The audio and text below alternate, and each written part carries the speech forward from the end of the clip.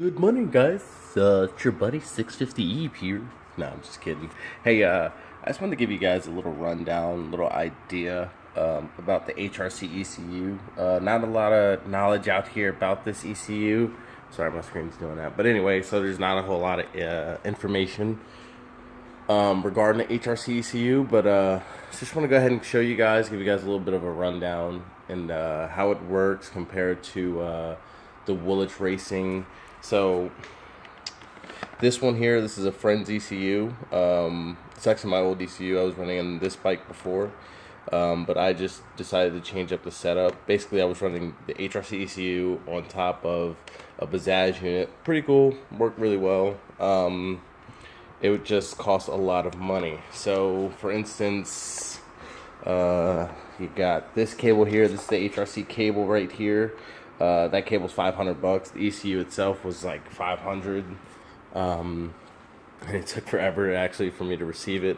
But now I just run the Woolich racing stuff. And that cable's right here. Plugs in the exact same way. It looks the exact same. It's pretty simple. It's pretty awesome. It works. It works really well. So here's where you start. You just plug it up into the data port right there, the red connector. It's pretty simple, pretty self-explanatory there. For this particular bike here, I am just going to be adjusting the rev limiter. So as you guys can see right there, he wanted at 13,750. Here it is, boom. So then I say, okay, hit enter key. And now I'm going to save it to the file first. So save file right up there. And then that's the file I want to save it to right there. So save. Want to replace it? Yes. File save ended. Okay. Now that's going to give me the option to be able to data write, to write to the ECU. Here's where this part gets really tricky. So basically you want to go up here. If you're having issues with like the ECU reading or the ECU writing or things like that, chances are it's going to be because you're having a COM port issue. So you go there, you have to, first you're going to start down here. You're going to go to your device manager. I'm trying to do this off my phone screen. So you go into your device manager, system, devices. Okay, wait, I'm clicking too fast here. Go to connected devices here. Okay, here, and it's going to tell me which COM port it's in. So then I go back into the software and go up here where I was in COM port. Boom, COM 5. Boom. And then that's how that works. Works pretty simple. 9 times out of 10, that's the issue that you're going to have with it. So now I want to do a data write. And this works exactly the same way as the Woolich. The interfaces, the software is a little bit different, but how they operate pretty much the exact same way. So I'm going to do a data write. It's going to pop up with the pop-up saying ignition switch off. Okay, click OK. Then it's going to say that, turn ignition on. Then click OK. You got 2 seconds, it says. But realistically, generally, oh no, it didn't read. Oh, it took too long.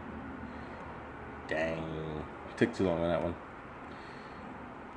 Okay, so now we got to start the process over. Now I just got to be quicker about it. So we're going to do data write.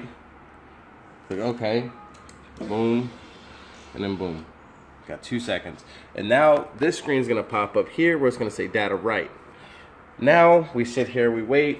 Now here's the big difference between an HRC ECU and the Woolich tuning. The HRC ECU generally takes about, I would say, anywhere from 15 to 30 seconds to do a data write. The Woolich racing stuff takes anywhere from 5 minutes. I've seen the other day I was doing another ECU. It took us, it was 15 minutes to do a data read, and it was like the same, about 5-6 minutes to do a data write. The HRC stuff is it's a lot faster. Oh man, now we're getting this issue here. Please not communicate over again. Okay. But yeah, so it's a lot faster with the HRC stuff. So that's something that you should definitely be considerate of when you're purchasing the Woolich racing stuff, and it's definitely something that is it's definitely Something I was kind of keen on. I actually just started noticing that recently. But it works. The Woolich stuff is a lot cheaper. Like I said, that cable alone is $500 plus the cost of the ECU. And then the fact that if you're running, say, you know, OEM piston, OEM cam type configurations, then the HRC ECU is going to need to be tuned. What happens is when these HRC ECUs come out, they're expecting them to go straight into a race bike, race pistons, race cams, and all that stuff. However, when you go to put this into your OEM bike, you're going to start getting detonation problems and things like that, so you're going to have to buy that cable. Here's, you know, that's a pretty big thing. Okay, here we go. Now we got the ECU data setting ended. Okay, should be good. So now what we're going to do is we're going to do a data read. Ignition switch off, okay. Switch ignition on. Oh, dang, I screwed that up. We're going to cancel that out real quick. We're going to do data read. Ignition switch off, okay. Ignition on, 2 seconds, 2 seconds. Did I get it? Hopefully I got it.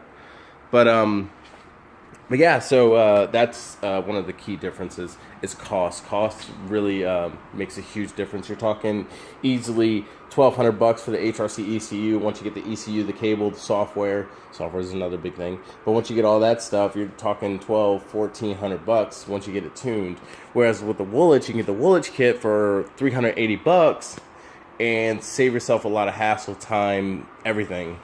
And a lot more tuners understand and know more about the a lot more about the Woolich. They're way more familiar than they are with the HRC stuff. So hope you guys enjoyed the video. It's kind of a long, lengthy video, but yeah, thanks.